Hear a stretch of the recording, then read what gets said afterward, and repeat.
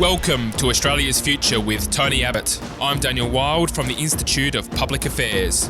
Australia is facing its most significant challenges since World War II.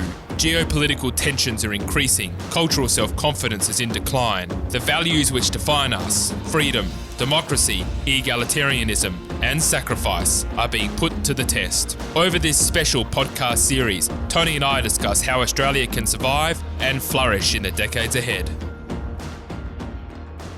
Hello, Tony, and g'day to all of our listeners. It's wonderful to be with you for another episode of Australia's Future with Tony Abbott. Much to talk about, as always. We'll be talking about the voice to Parliament and the inequitable arrangements that are being set up by government. Andrew Hastie's comments on defence and the need for a patriotic national culture, and Australia's continuing energy malaise and Labor's foreshadowing of significant increases to electricity prices. Tony, good to be with you as always. Let's kick off with the voice to Parliament.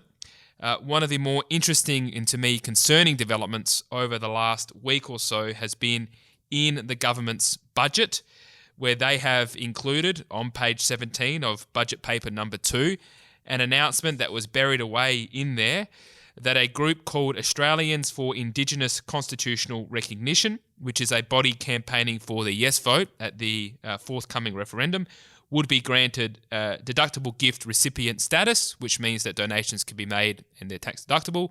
Yet no similar concessions were made to the no case. To me, this is further evidence of the deck being stacked against those who don't want racial division in our constitution. Tony, I'd like to hear your thoughts. Thanks, Dan. Look, as our listeners know, I think that this voice is a thoroughly bad idea. It's wrong in principle and it will be bad in practice. It will give about 4% of the population what amounts to an effective veto over government actions on behalf of 100% of the population. And I just think this is a giant step down the path towards New Zealand-style co-governance, and I can't think of anything that is more likely to divide our country and further gum up what is already, frankly, a pretty clogged-up system of government. So it's a seriously bad idea. Not that constitutional recognition itself is wrong. I'd be very happy to see changes to the preamble of the Constitution, but this is the worst possible way to recognise Indigenous people in the Constitution. It's the worst possible way to bring about the genuine reconciliation that should be between the first Australians and the rest of us. Now, yes, in the budget, not only was there 50-odd million for the Electoral Commission to start preparing for a referendum, but there was monies to various Indigenous groups that will advise and, I dare say, advocate on behalf of the voice. And yes, there's a tax deductibility for bodies that are campaigning for Indigenous constitutional recognition. Now, basically that means that if you're for the voice, you get subsidised by the taxpayer through tax deductibility. No such equivalence or balance exists towards entities that might be established to campaign against the voice.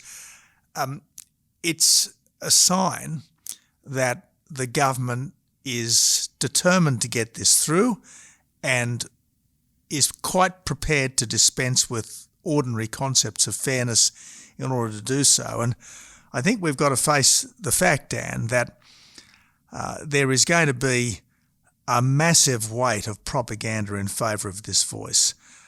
There will be government funding, one way or another, directed towards the Yes campaign.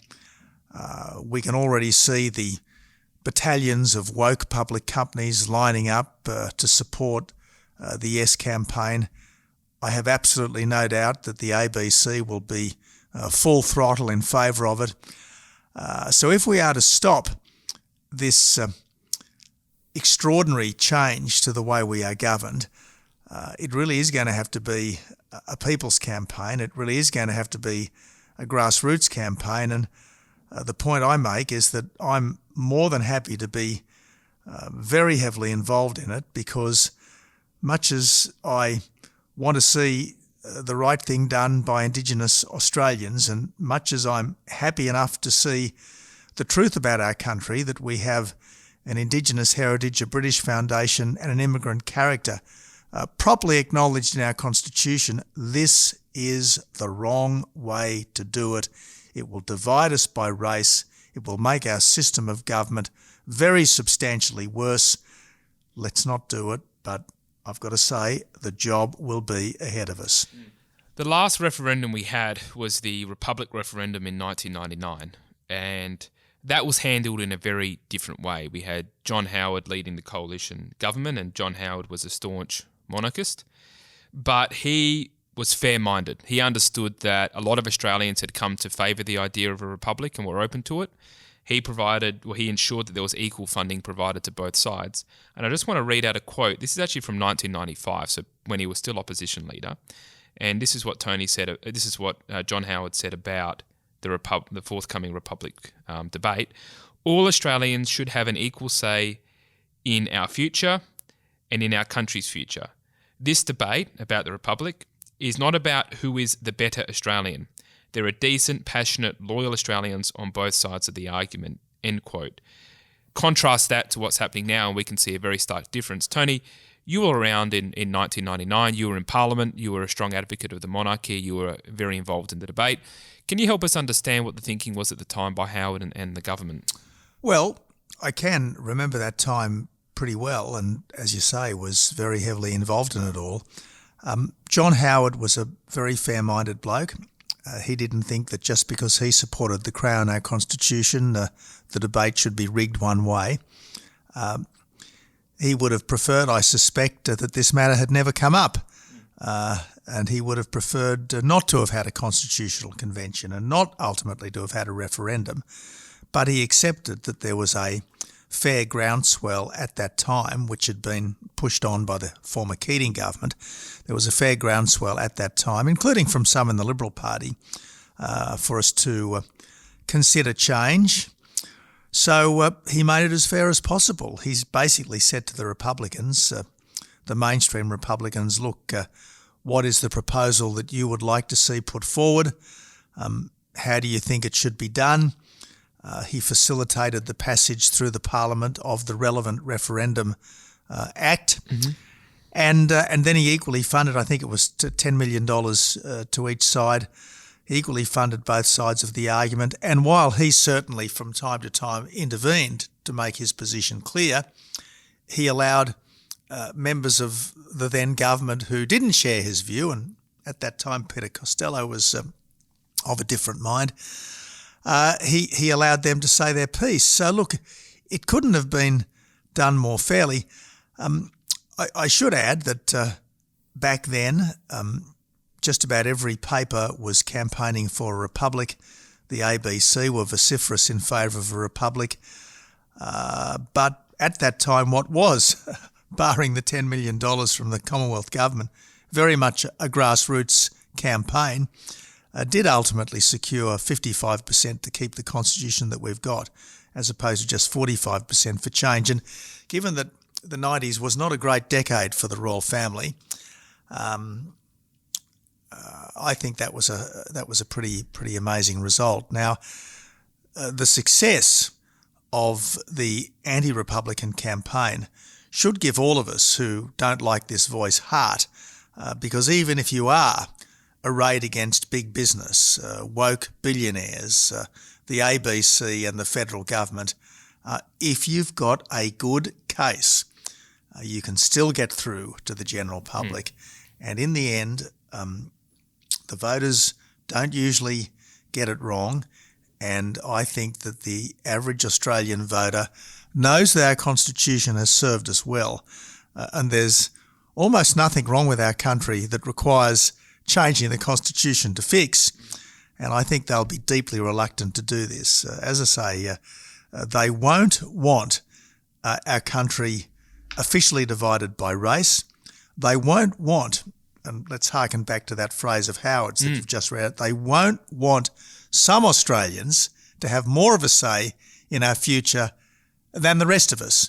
And that's inherent in this voice, because it means that Australians whose ancestry in this place goes back tens of thousands of years will have more of a say over our future, 2 votes in fact, once for the parliament and twice for the voice, in a way that those of us whose ancestry is post-1788 won't have. Now, I think the public will ultimately be alive to this, but at the moment there's no doubt which way the government wants it to go. It's a good point, and I want to return to the point about everyone having an equal say in a moment. But just on the inequitable funding and the broader dynamic that you've identified with the major institutions supporting the voice, I think one thing with the Republic referendum was, yes, there were people on the Republic side who lost, who were very upset about it, but I can't really remember people feeling that it was unfair, that everybody had a say. They voted, they trusted the integrity of the process, and they said, well, at the end of the day, we had a good go at it. Maybe we'll have another go in years to come, but, you know, this is life in a democracy. And we move on. My concern is that if there is a significant number of Australians who go, look, this whole thing is a bit dodgy. You know, why are they giving money to this side and not that side? Why are the forces of our institutions arrayed on one way against the other? My concern is that if a yes vote does get up, which I hope it doesn't, and I don't think it will, but if it does get up, you might have a lot of people feeling, well, this has been a dodgy setup from the start. We haven't had a fair go, and they might not accept the legitimacy of the whole process. Do you share those concerns, or am I sort of overreaching a bit?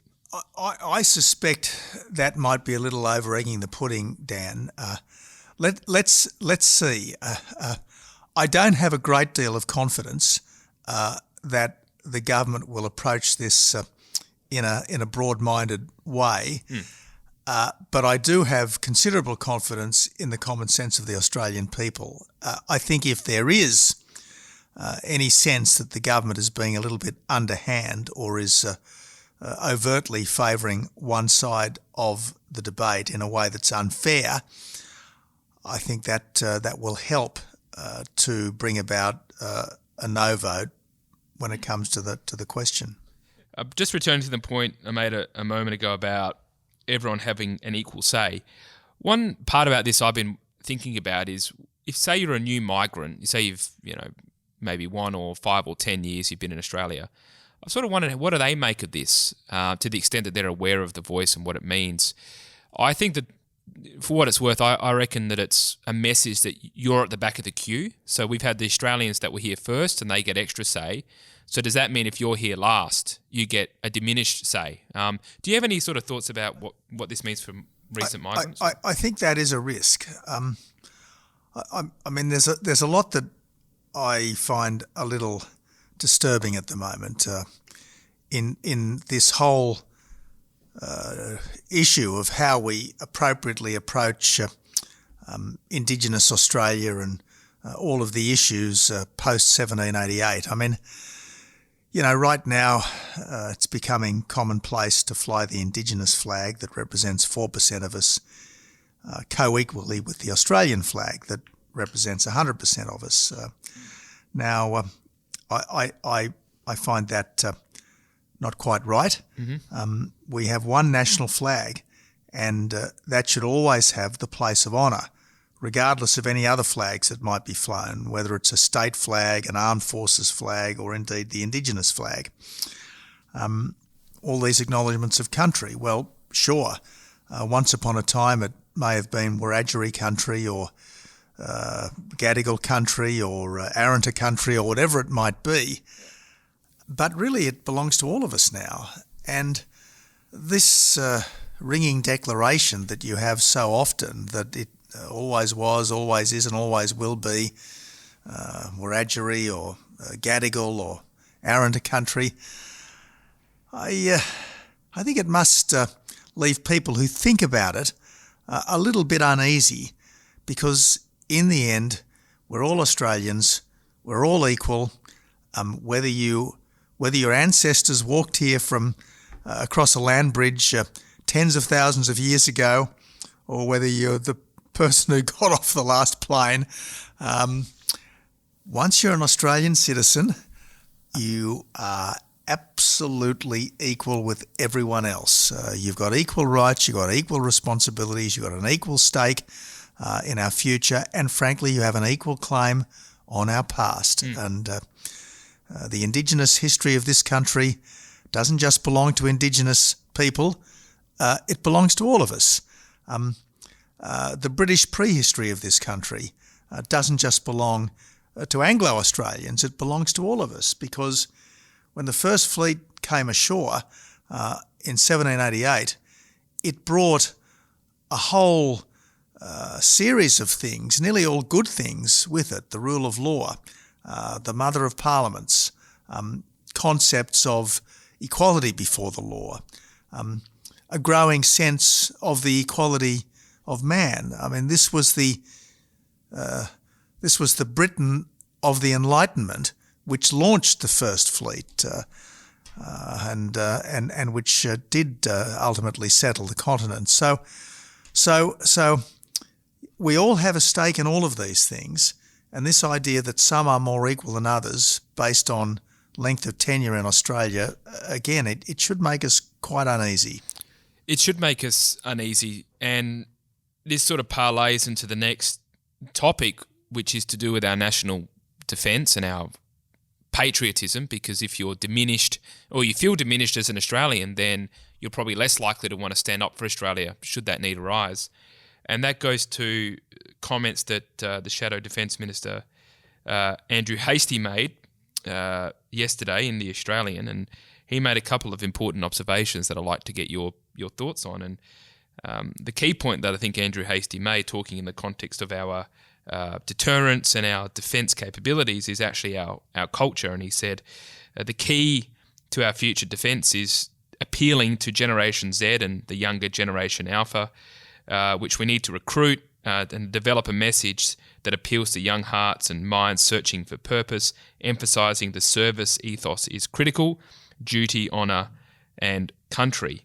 I think those are important observations about the willingness and desire of young Australians to want to defend our nation and to feel that there is something worth defending. I think that's the key, one of the key issues we face, Tony. Well, I certainly agree with you there, Dan.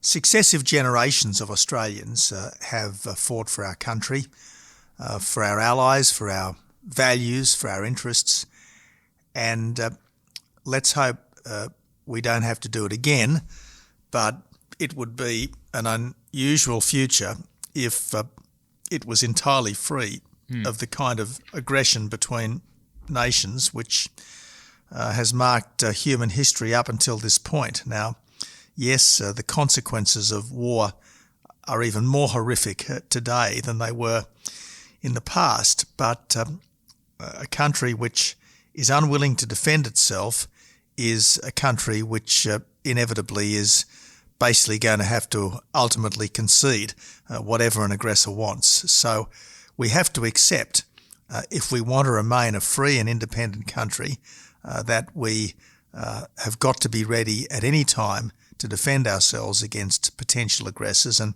what we've seen in Eastern Europe and what we are seeing across the Taiwan Straits is proof, if anyone needed, that there are still aggressive countries that don't like the way the world is, who feel they've been ripped off, and who are prepared to use force with extreme brutality to bring about their objectives. So yes, we have to be ready to defend ourselves, but implicit in that is a belief that we are worth defending. Yep. And again, this is one of the reasons why I think we should be uneasy about not giving the national flag a place of honour, why we should be uneasy about acknowledgements of country that suggest that some of us are more equal than others. I think we should be uneasy about suggestions that there is some fundamental illegitimacy as opposed to some episodes in our past of which we aren't particularly proud. So I think we have to be very careful about the mindset that we create. And then, of course, we have to actually get serious about the nuts and bolts of our military preparedness. And this is where we've got some very, very big problems. Look, essentially, we have complacently assumed that in any serious crisis, someone else would help to keep us safe, whether that was Britain for the first 150 years of our national existence or more recently the United States. Now, I have no doubt that in any major crisis we would have allies, but you can never ask another country to do more for you than you're prepared to do for yourself. Now, to our great credit, particularly in World War I, the Australian nation rose magnificently to the cause of freedom. And in World War II, while probably 50% of the almost 1 million Australians in uniform at the time of the close of the Second World War didn't go overseas, we certainly, by the middle of the Second World War, had massively mobilised our country for our own defence and for the advancement of freedom elsewhere. I hope that nothing like that is ever necessary, but the best way to keep the peace is to raise the cost to others of any aggression. And that's why I think Andrew Hastie is completely correct. But it's one thing to say that more needs to be done in a whole host of areas. It's another thing to actually spell out what that is. And that's really, I think, our challenge. It's to work out what we can do now, not what we might do in a decade or 2 decades' time. Now, here in Australia, we're building these offshore patrol vessels. So they're almost 2,000 tonnes. They're the size of a small frigate. As things stand, they're almost completely unarmed. We need to dramatically accelerate the build of these offshore patrol vessels, and we need to significantly up-arm them. And that's something that we can start doing now. We don't need to wait. We can do that immediately. Our small but capable armed forces could be placed where they might be more useful and send a stronger signal to potential adversaries. The Morrison government concluded a reciprocal access treaty, which I'd started to negotiate with Japan. There's been some talk that there'll be more Japanese ships and planes and armed personnel participating in exercises in Australia. Why don't we put more Australian ships and planes rotating through Japan? I think a substantial rotation of Australian ships and planes through Japan would send a very strong signal to potential aggressors in East Asia. And look, I don't like governments which think that the answer to every problem is spending more money, because in all fields of government it is easier to spend money than to make a difference. Yep. But nevertheless, we are going to have to spend more on defence. My government raised it to 2% of GDP. I think we are going to have to raise it quite rapidly to 3% of GDP. That would still be less than a third of what we spent on health. It would still be only a half of what we spent on education.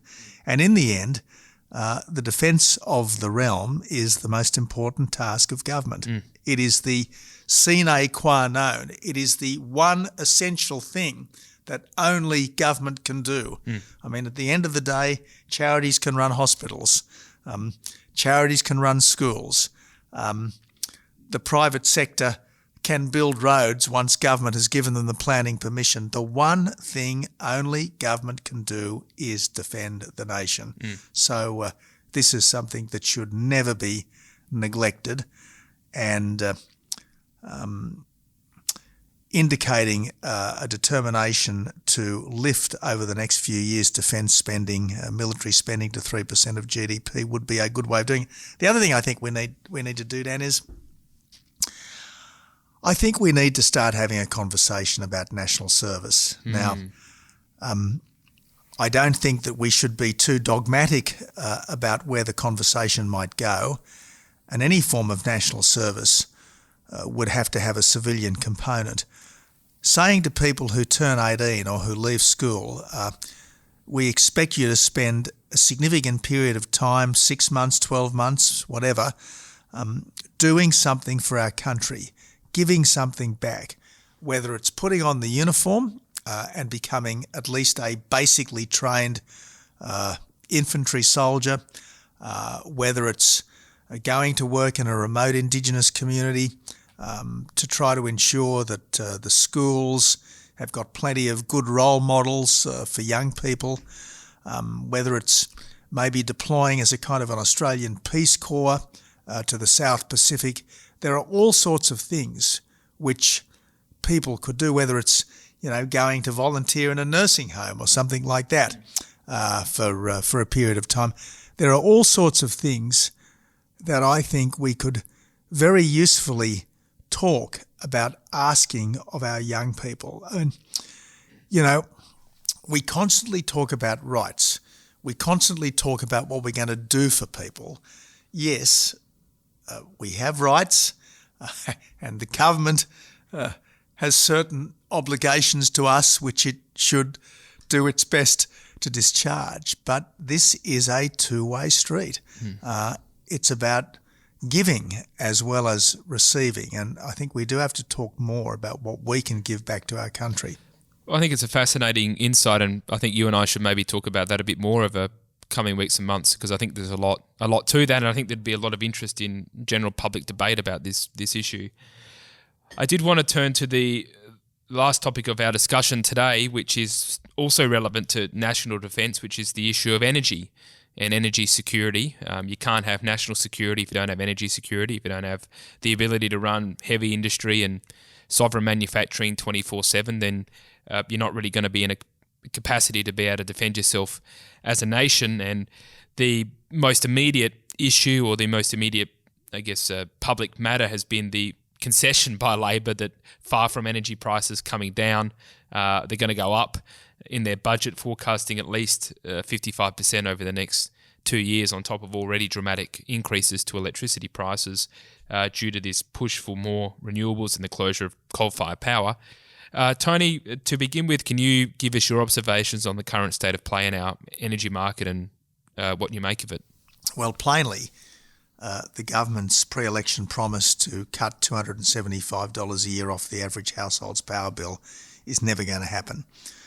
As the budget papers said, we can expect a 50% plus increase in power prices over the next 18 months to 2 years. And frankly, I think that is being optimistic. The basic problem is that in our rush to reduce emissions, now entrenched in law, we are closing down reliable coal-fired power generation with almost indecent haste. We are rushing to build renewable generation to replace it. But the trouble is we are falling behind in the race to renewables.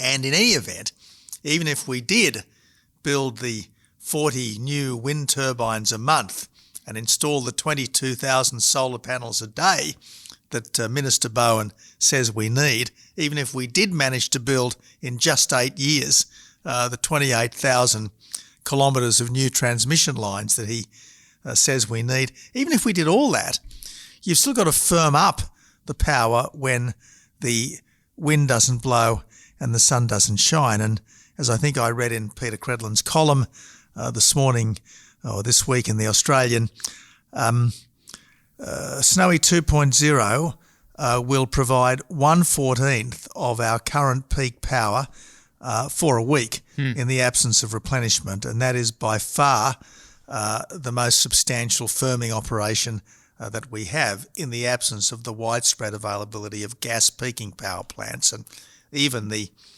new plant that Snowy Hydro under the former coalition government is building in the Hunter is now apparently under this government only going to be geared up for so-called green hydrogen. Now, I mean, look, we are racing headlong towards a cliff. we will start going over the cliff next year when the Liddell power station fully closes. The cliff will get steeper and more precipitous in 2025 when the biggest power station in the country, Eraring, closes down. We simply are incapable. We are logistically incapable of getting enough firmed power into the system to avoid blackouts or mandatory load shedding, in other words, rationing. We are simply incapable because of the dimensions of the task. We are simply incapable of doing it in the timelines. So frankly, the urgent task of policy is to ensure that none of these coal-fired power stations close prematurely, that they all stay open until we've got reliable alternatives. And there are no reliable alternatives currently in sight. I'd just like to have one more question on this, sort of the political angle of it, which is we've seen here in Victoria, Daniel Andrews basically promising to renationalise a part of the energy infrastructure here. Depending on what happens in New South Wales election early next year, you could have wall-to-wall Labor governments in the mainland. Western Australia is not on the national energy market, so that's a bit different, but all the other states are. My thinking here is they're going to push for the renationalisation of part or, if not whole, all of our energy infrastructure, and basically implement heavy subsidisation of consumer bills to say, look, bills did go down, ignoring the fact that all those costs are pushed onto the taxpayer. You're going to have to pay for it anyway. What's your reading of where this might go? Look, the problem is not who owns the generation. The problem is that there's not enough reliable generation. That's the problem. And yes, Daniel Andrews is wanting people to think that he's renationalising the power system because people have a memory of cheap, reliable power back in the days when brown coal was king. Now, the fact is, for at least a couple of decades after Jeff Kennett privatised the power here in Victoria, reliability and affordability increased. So privatisation has not been the problem. The problem has been all of these market interferences, essentially because for at least the last decade, with the exception of the Abbott period, our power system was run not with the goal of providing affordable and reliable power, giving us energy security, making us an affordable energy superpower. It was run to reduce emissions. And that's the problem. We've been running it to reduce emissions, not to give us a reliable, affordable power supply. So what we need is more 24/7 power in the system. That means gas, it means coal, it means hydro, where you've got the kind of regular rainfall that they have in Tassie, but not too many other places in Australia. And down the track, it should mean nuclear. But starting a nuclear industry in this country is the work of 5 or 10 years. It's not something that could happen overnight. But we can keep the existing coal-fired stations going. We can get more gas exploration and extraction going. We can rapidly build gas peaking plants, and we should. And frankly, I think we do need to build 1 or 2 new coal-fired power stations, and that shouldn't be too scary to the people who are very emissions conscious, because the most modern coal-fired power stations operate at about 40% less emissions intensity than the old ones that we've been relying on for the last 30 or 40 years. No, that's right, Tony, and I think we'll have to leave it there today. You're a busy man. I know you've got some other engagements, so we greatly appreciate your time as always and your insights and analysis and advice, and looking forward to continuing our conversations over the coming weeks and months. Dan, great to talk as always. This is a production of the Centre for the Australian Way of Life at the Institute of Public Affairs. To find out more, visit australia.ipa.org.au.